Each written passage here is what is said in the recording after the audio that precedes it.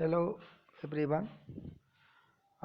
इस वीडियो में मैं आपको बताऊंगा कि कैसे गिवन डीएफए से रेगुलर एक्सप्रेशन फाइंड करते हैं। इसके पहले के वीडियो में आपने सीखा था कि रेगुलर एक्सप्रेशन से डीएफए कैसे बनाते हैं, और जो कि क्लीन्स थ्योरम पार्ट 1 में ये बताया गया था, there will be a transition system और NFA for every regular expression. और उस क्लीन्स थ्योरम पार्ट 1 का ही जस्टिफिकेशन था कि आप रेगुलर एक्सप्रेशन से डीएफए बनाते थे। उस डीएफए बनाने के दौरान आपको करना क्या क्या पड़ता था कि first of all regular expression से आप एनएफए विथ नल मूव बनाते थे। फिर उसके बाद नल मूव रिमूवल प्रोसीजर को यूज़ करते हुए, जो कि लास्ट वीडियो में मैंने बताया था, नल मूव रिमूवल प्रोसीजर को यूज़ करते हुए इसमें से नल मूव रिमूव करते थे। जब नल मूव रिमूव हो जा रहा था तो आप उस एनएफए विदाउट नल मूव से आप डीएफए बनाते थे। अगर वी हैव और केवल optimization, we can also do optimization means reduction of state, minimization of state, वो सब भी हम करते थे। और यहाँ पे फिर जो है हम लोग क्लीन्स थ्योरम का जो पार्ट 2 है, जिसमें ये कहा गया था कि there will be regular expression for every DFA, तो वो भी बताए, वो उस चीज़ को हम आज यहाँ पे देखेंगे। और ये जो रेगुलर एक्सप्रेशन हम लोग पता करते हैं किसी गिवन डीएफए से, मतलब फाइंड करते हैं, ये भी समझिए अर्डन थ्योरम का एक्सटेंशन है। अर्डन थ्योरम आप पहले भी पढ़ चुके हैं, उसका प्रूफ भी बताया जा चुका है। अर्डन थ्योरम में ये कहा गया था, if there is R is equal to Q plus R P where P does not contain null, then this expression have unique solution R is equal to Q P asterisk. और ये extension of Ardern theorem का कहने का यहाँ पे sense basically ये है कि आप इस प्रोसेस में, means in process of finding regular expression for given DFA, we will use this theorem many times. Whenever we have requirement, we will use. तो इसमें समझने की जो बहुत इम्पोर्टेंट चीज़ है वो ये है कि देखिए यहाँ पे प्रोसीजर में टोटल 5 पॉइंट्स लिखे गए हैं, और इन 5 पॉइंट्स में आप देखेंगे कि स्टेट को इन्होंने वर्टिसीज नाम दे रखा है, तो कंफ्यूज नहीं होना है। Vertices have same sense as in transition system have sense states। और यहाँ पे नाम जो रखा गया V1 small v1 to so on small vn, हालांकि state Q1 Q2 so on Qn हम लोग जनरली लेते हैं, बट उससे कंफ्यूज होने की ज़रूरत नहीं है। और capital V1 to so on capital V1 capital V2 so on capital Vn हम लोग देख रहे हैं यहाँ पे यूज़ हुआ है, तो इसको समझना बड़ा ज़रूरी है। और कैपिटल V1 बेसिकली है क्या कि स्मॉल v1 स्टेट जो आप यूज़ कर रहे हैं, जैसे small v1 small v2 small v so on, ऐसे अब कर दे रहे हैं सो ऑन स्मॉल vn। तो ये जो स्टेट्स आप यूज़ कर रहे हैं, इसमें कैपिटल V1 क्या है? कैपिटल V1 बेसिकली है क्या कि एक स्ट्रिंग है जो कि V1 तक रेगुलर एक्सप्रेशन आप कह लीजिए, ज़्यादा बेहतर होगा। रेगुलर एक्सप्रेशन है जो स्मॉल v1 स्टेट तक पहुंचने पर बनता है, यानी कि सेट ऑफ स्ट्रिंग्स है, सेट ऑफ स्ट्रिंग्स है जो स्मॉल v1 स्टेट तक आने पर बनता है। अलग अलग रास्ते से आएंगे तो अलग अलग स्ट्रिंग बनेगी, तो वो जितनी भी अलग अलग स्ट्रिंग बनती हैं उसको हम सेट कहते हैं। अगर उसको एक सेट में रखते हैं तो एक सेट बन जाएगा, और उस सेट को आप एक रेगुलर एक्सप्रेशन से रिप्रेजेंट करेंगे तो उसको रेगुलर एक्सप्रेशन आप कह सकते हैं। जैसे यहाँ पे मान लीजिए कि V1 भाई अगर आप एग्ज़ाम्पल बहुत सीधा सा लीजिए कि आप एक आपके घर में एक रूम है और उस रूम में आने के लिए कई डोर हैं, दरवाजे कई हैं, तो हर तरफ से आप एंट्री उस दरवाजे के अंदर, उस रूम के अंदर आ सकते हो एंट्री करके। तो वहाँ पे चूँकि दरवाज़ा है, रूम है, एंट्री है, यहाँ पे रूम की जगह पे स्ट्रेट समझ लीजिए है, और डोर की जगह पे आप समझिए एजेस उसकी तरफ आ रहे हैं। जितने एजेस उस स्ट्रेट की तरफ आ रहे हैं उतनी तरह की स्ट्रिंग्स उस पर आने पर बनेगी। और उन सारे स्ट्रिंग को यूनियन कर लीजिए तो एक इक्वेशन बन जाएगा, मतलब प्लस साइन यूज़ करते करते। तो capital V1 is equal to, आप कैपिटल V1 मतलब कैपिटल V1 का सेंस क्या हुआ, स्मॉल V1 तक आने पर जो जो जो स्ट्रिंग्स बन रही थी उसका यूनियन करके आप एक एक्सप्रेशन में रिप्रेजेंट कर दीजिए, मतलब एज ए रेगुलर एक्सप्रेशन या इक्वेशन कह सकते हैं। तो उसको हम लोग कैपिटल V1 यहाँ पे कह रहे हैं। अब जैसे फॉर एग्जांपल इसकी तरफ एक एस ए आ रहा है, एक एस ए आ रहा है। अब मान लीजिए इसी क्वेश्चन बताते हैं, एक यहाँ से आ रहा है, मान लीजिए एक यहाँ से आ रहा है, और इसमें आप देखिए अल्फ़ा टर्म यूज हुआ है, यहाँ पे ध्यान से देखेंगे तो अल्फ़ा यूज हुआ है। तो अल्फ़ा को लिखने का तरीका क्या है, क्योंकि ये एस जो आ रहा है वो वर्टेक्स 2 से 1 की तरफ आ रहा है, तो यहाँ पे सब्सक्रिप्ट अल्फ़ा पे 2 1 लगाएंगे। 2 मतलब 2 की तरफ से आ रहा है, 1 मतलब 1 की तरफ जा रहा है। तो ये अल्फ़ा 2 1 इस एज पे लेबल कर दिया जाएगा। कहने का मतलब है, थोड़ा दूर हमने लिख दिया है, तो ये अल्फ़ा 2 1 इस पे लेबल रहेगा इस एज पे। और अल्फ़ा 2 1 का सेंस क्या है कि this is as alpha 2 1 is the label on edge which is coming from vertex V2 and towards V1। तो वर्टेक्स V2 से V1 की तरफ आने वाले एज पे लेबल है 2 से 1 की तरफ, इसी नाते अल्फ़ा 2 1। अगर इसकी बात करें तो इस पे लिखा होगा अल्फ़ा N1। देखिए कि जैसे यहाँ तक भी V2 तक आने पे कोई एक स्ट्रिंग या कोई पैटर्न बन रहा होगा, बहुत सारे स्ट्रिंग्स बन रहे होंगे, और उनको अगर आप एक रेगुलर एक्सप्रेशन V2 से रिप्रेजेंट कर रहे हैं, तो यहाँ तक V2 तक आने में स्मॉल V2 तक आने पे कैपिटल V2 बन रहा है। अब ये जो बन चुका है वो तो रहेगा ही साथ में, अगर V1 पे जा रहे हैं तो यहाँ तक V1 पर अगर वाया V2 आप V1 पे आ रहे हैं, वाया V2 अगर V1 पे आ रहे हैं तो क्या लेके वो आएगा, V2 इंटू अल्फ़ा 2 1। V2 को पहले लिख रहे हैं, अल्फ़ा 2 1 को बाद में लिख रहे हैं, क्योंकि पहले V2 आया होगा प्रोसेस में, एग्जिस्टेंस किसका आया होगा, V2। अगर V2 के थ्रू V2 के वाया V1 पे आ रहे हैं तो पहले V2 फॉर्म हुआ होगा, देन अल्फ़ा 2 1 आया होगा। तो जिस ऑर्डर में उनका अपीयरेंस है उसी ऑर्डर में लिखते हैं, इसमें कोई रटने वाली बात नहीं है। तो V2 पहले पिक्चर में दिखाई दिया होगा, कैपिटल V2। अगर वाया V2 आप वाया V2 V1 पे आ रहे हैं तो V2 तक आने में जो जो फॉर्म हुआ होगा, अगर वो कैपिटल V2 से रिप्रेजेंट है तो this will comes first, means in pattern they will appear first, after that alpha 2 1। इसी तरीके से आप इसकी बात करें तो इसका भी plus VN alpha plus VN alpha N1, तो अल्फ़ा N1।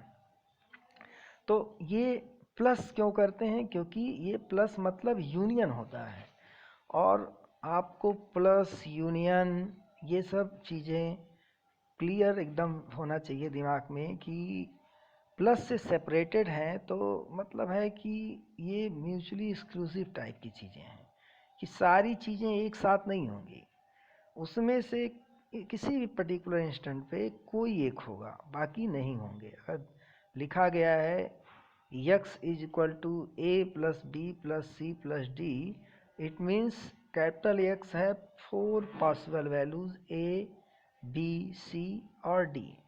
बट समझना क्या है कि इन चारों में से एट ए टाइम सब के सब नहीं रहेंगे, एट ए टाइम किसी भी पर्टिकुलर इंस्टेंट पे कोई एक रहेगा। If A is occur then B C D doesn't occur, B occur, then ACD doesn't occur. ACD occur, if C is occur, then ABD doesn't. AD occur, then ABC doesn't. उसी तरीके से जैसे मैंने एक एग्जांपल बताया, आप कमरे में, आपका रूम है, रूम के अंदर आने के लिए 4 दरवाजे हैं, तो चारों की तरफ से आप नहीं आ सकते उस कमरे में। किसी एक के पास 4 ऑप्शन है, बट आप किसी एक को किसी भी इंस्टेंट पे यूज़ करते हुए आओगे। चारों में से 3 नहीं यूज़ होगा, 1 यूज़ होगा किसी भी इंस्टेंट पे। तो क्योंकि ऐसा तो होगा नहीं कि हम आ रहे हैं तो मेरा सर किसी एक दरवाजे से आएगा, पैर किसी दूसरे दरवाजे से आएगा, हाथ किसी दूसरे दरवाजे से आएगा, ऐसा तो होगा नहीं। पूरी इंटीग्रल पार्ट हमारा शरीर का एक किसी दरवाजे से आएगा। तो उसी तरह का सेंस है, इसी नाते इसमें यूनियन या प्लस साइन यूज़ करते हुए करते हैं। तो इसमें जो लॉजिक है, जो कॉन्सेप्ट है, मोस्टली पार्ट मैंने इस रूम वाले एग्जाम्पल के थ्रू समझाने की कोशिश की है। उम्मीद करता हूँ समझ में भी आया होगा। बाकी सब कहानी इसमें वही सब लिखी गई है कि अब if we have small n states in our transition system are given DFA and their name is small v1, small v2, so on small vn, and capital V1, capital V2, so on capital Vn is the regular expression representing by these states. ये देखिए लिखा गया, capital Vi is the regular expression representing the set of string accepted by the system even though Vi is a final state। थोड़ा दूसरी भाषा में समझा दिया गया है कि अगर वो जितने भी small v1, v2, small v3, ये सब जितने भी हैं, अगर वो किसी भी इंस्टेंट पे मान लीजिए थोड़ी देर के लिए v1 अगर फाइनल स्टेट है या v2 फाइनल स्टेट है या v3 है, तो कैपिटल Vi यानी capital V1, capital V2, capital V3 वही आपकी regular expression accepted by the transition system हो जाएगा। अगर जो भी V1 पता नहीं कौन फाइनल है, लेकिन V1 अगर है तो कैपिटल V1 हो जाएगा, regular expression of that transition system. अगर V2 फाइनल है तो कैपिटल V2 हो जाएगा। तो वो तो बात की बात है, जो फाइनल स्टेट, सिंपली समझ लीजिए, जो फाइनल स्टेट होगा उसके करस्पॉन्डिंग जो कैपिटल Vi होगा वही हमारा फाइनल रेगुलर एक्सप्रेशन होगा। अगर ज़्यादा फाइनल स्टेट यूज हुए हैं, suppose that in our transition system small v1 and v2 are final state, then capital V1 and capital V2 will be two final regular expression, but both will be union। अब उनका दोनों का union कर देंगे तो capital V1 plus capital V2 will be the final regular expression accepted या recognised by that transition system. जितने final state होंगे उन स्टेट के करस्पॉन्डिंग जो कैपिटल Vi है उनको हम यूनियन कर देंगे, या इक्वेशन फॉर्म में कहिए, final regular expression capital V will be equal to capital V1 plus capital V2 if V1, small v1 and small v2 are final states in transition system। 2 से ज़्यादा हैं तो उन सभी का यूनियन होगा। तो जितने होंगे मतलब फाइनल स्टेट, उन सभी का यूनियन कर देना पड़ेगा। और इसमें महत्वपूर्ण चीज़ जो अल्फ़ा के बारे में मैंने बता भी दिया है कि अल्फ़ा जो यूज़ हो रहा है, चाहे अल्फ़ा IJ अगर आप यूज़ कर रहे हैं तो अल्फ़ा IJ का मतलब किसी भी एस पे अगर ये लेबल है, it means this is as labeled, this is label on as from vertex I to J। Vertex I से J की तरफ जो एज आ रहा है उस पर लेबल को ये मेंशन किया गया है। तो ये जब हम पहले तो सबसे पहला काम करते हैं कि इक्वेशन हम लिखते हैं। ये सारा इक्वेशन फॉर्म होता है इस तरह के। इक्वेशन कैसे फॉर्म होते हैं कि अगर ये तो इक्वेशन इस तरीके से फॉर्म हुआ है। सपोज कर लिया गया है कि जितने भी वर्टेक्स हैं उस सारे वर्टेक्स पे बाकी जितने भी, मान लीजिए किसी इंस्टेंट पे आप V1 वर्टेक्स की बात कर रहे हैं, तो V1 पर बाकी जितने भी वर्टेक्स हैं V2, V3 so on Vn, उन सभी से एक एक एजेस आ रहे हैं। ऐसे V2 है तो V2 इवन V1 से भी उस पे आ रहा है, मतलब हर वर्टेक्स पे सारे वर्टेक्स से एजेस आ रहे हैं। V1 की बात करें तो V1 से सेल्फ लूप उस पे बना हुआ है और बाकी सबसे एजेस आ रहे हैं। V2 की बात करें तो V2 पे भी V2 से सेल्फ लूप बना हुआ है और V2 के अलावा जितने वर्टेक्स हैं उस सबसे एजेस आ रहे हैं। और इनिशियल स्टेट इसमें एक होगा, हमेशा इस तरह के क्वेश्चन में एक ही इनिशियल स्टेट रहता है। तो इनिशियल स्टेट वाले में एक एडिशनल वर्क होता है कि नल हम यूज़ कर देते हैं, नल प्लस नल भी यूज़ करते हैं। बेसिकली इन सब का मतलब यहाँ पे जैसे V1 को ही इनिशियल स्टेट माना गया है, ये जो प्लस प्लस करके दिखाया गया है ये वैल्यू क्या है, ये है V1 से V1 की तरफ आने वाले एज की वजह से, ये V2 से V1 की तरफ आने वाले एज की वैल्यू है। और सो ऑन ऐसे यन से वर्टेक्स V1 से V1 आने वाली एज है की वैल्यू है, की वजह से वैल्यू है। और null being initial state, V1 being initial state, उस वजह से यूज़ किया गया है। अच्छा, ये हो क्यों रहा है? हो इसलिए रहा है कि V1 की तरफ V1 तक पहुंचने के कितने ऑप्शन हैं, उस ऑप्शन की वजह से कौन कौन से पैटर्न वहाँ तक आने पर बनने की संभावना। अब जैसे ये नल की बात सबसे पहले कर लीजिए, अगर V1 इनिशियल स्टेट है तो पहला ऑप्शन तो यही हो गया V1, जैसे ही मशीन ऑन करोगे आप V1 में, और मशीन ऑन करने पर आप क्या प्रोसेस किए, कुछ नहीं, दैट इज नल। तो इस नाते नल, बाकी नल कहीं पे नहीं ऐड किया गया, किसी भी स्टेट पे नहीं, सिर्फ इनिशियल वाले में, क्योंकि वो तो V1 पे आप पहुंच ही सकते हो, जैसे ही मशीन ऑन करोगे वैसे ही पहुंच जाओगे। तो being initial state this null facility is available. And अगर एज आपका V2 से V1 से V1 पर भी है तो मतलब V1 से फिर आप V1 पे पहुंच रहे हो, एक वो ऑप्शन, इस नाते V1 अल्फा 1 हो गया। V2 अल्फा 2, V2 अल्फा 2 1 क्यों है? क्योंकि वर्टेक्स 2 से 1 की तरफ आ रहे हैं, तो इस नाते वर्टेक्स 2 से 1 की तरफ एज है, तो एक ऑप्शन ये भी हो गया V2 अल्फा 2 1। इसी नाते ऐसे वर्टेक्स n से 1 की तरफ आ रहे हैं, वर्टेक्स n से 1 की तरफ आ रहे हैं, तो V1 अल्फा n इसी नाते से है, Vn अल्फा n1 इसी वजह से है। तो जितने भी ऑप्शन रहते हैं सब ऐड किया जाता है इक्वेशन बनाते वक्त। तो इसमें जो है